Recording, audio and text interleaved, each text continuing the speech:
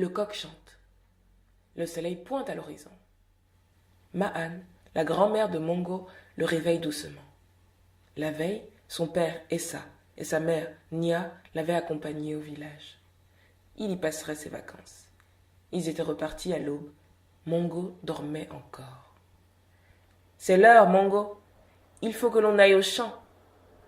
Mongo ouvrit un œil. Il s'étira et se leva. Il alla se débarbouiller et se laver les dents.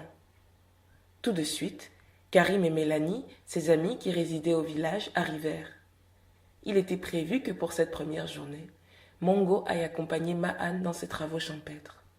Karim et Mélanie s'étaient portés volontaires pour l'initiation de Mongo. Rapidement, ils déjeunèrent. Ma'an leur mit à chacun un petit panier sur le dos. Elle appelait ça Nkoy. Elle-même en prit un plus grand sur son dos. Dedans, elle mit divers outils, machette, houe, et ils prirent la route, à la queue leu-leu. Ils entrèrent dans la forêt et commencèrent à cheminer le long d'un petit sentier. Régulièrement, Ma'an coupait les ronces et lianes qui obstruaient le chemin.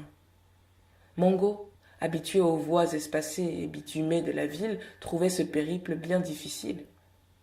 Au bout de 15 minutes de marche, Mongo était déjà bien fatigué. Il se mit à râler. « C'est encore loin. Je suis fatigué. On peut s'arrêter. » Karim et Mélanie se mirent à rire. Vivant au village, ils étaient habitués à accompagner les adultes au champ. Ma'an aussi sourit. Mais elle prit Mongo par la main et lui dit « C'est normal que tu sois fatigué. Ce n'est pas facile de venir jusqu'ici quand on n'en a pas l'habitude. Mais tu verras, tu t'y feras vite. Et en plus, la forêt est remplie de magnifiques trésors. » « Des trésors? C'est vrai, grand-mère. Je veux voir un de ces trésors. » Ma'an tendit la main et cueillit un gros fruit jaune. Elle l'appela Angokon, l'ananas du singe. Du fruit, elle en retira une portion indépendante qui avait son noyau. Mongo goûta. C'était délicieux. Il en redemanda, presque fébrile. Encore et encore. Il prenait une portion, l'aspirait et recrachait le noyau.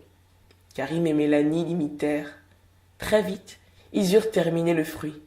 Et Mongo était de nouveau en forme. Ils reprirent la route. Ils arrivèrent au champ. Ma'an dit qu'ils allaient semer les arachides. Elle prit une houe et commença à creuser des sillons. Chacun eut le sien, ainsi qu'une poignée de grains d'arachides. Consciencieusement, les enfants déposaient les grains dans leurs trous. Ma'an surveillait d'un œil tout en travaillant. Les enfants ne virent pas le temps passer. Ils eurent même l'impression de jouer, motivés par l'idée d'être le premier à terminer. Mongo apprit très vite. Il déposait ses grains d'arachides à la même vitesse que les autres. Après les arachides, Ma'an voulut apprendre à Mongo le maniement de la machette. Précautionneusement, elle lui apprit et lui donna un petit carré d'herbe à défricher. Il s'y mit, avec peine, mais il réussit. Et ce n'est pas la petite ampoule dans sa main qui diminua sa joie d'avoir réussi. Vers midi, Ma'an leur dit que le travail était terminé. « Merci les enfants. Grâce à vous, j'ai gagné au moins 2 heures. Comme récompense, j'ai ici un autre trésor de nos champs, des cannes à sucre. » Avec sa machette, elle éplucha des tiges de canne à sucre qu'elle cassa ensuite en morceaux. Les enfants se jetèrent dessus, savourant le jus délicieux qui coulait de leur bouche. Pendant qu'ils se régalaient, Ma'an prit un gros régime de plantains. Elle les ferait frire ce soir. Encore un délice en perspective. Elle mit quelques doigts dans chacun des paniers des enfants et le plus gros dans son koi.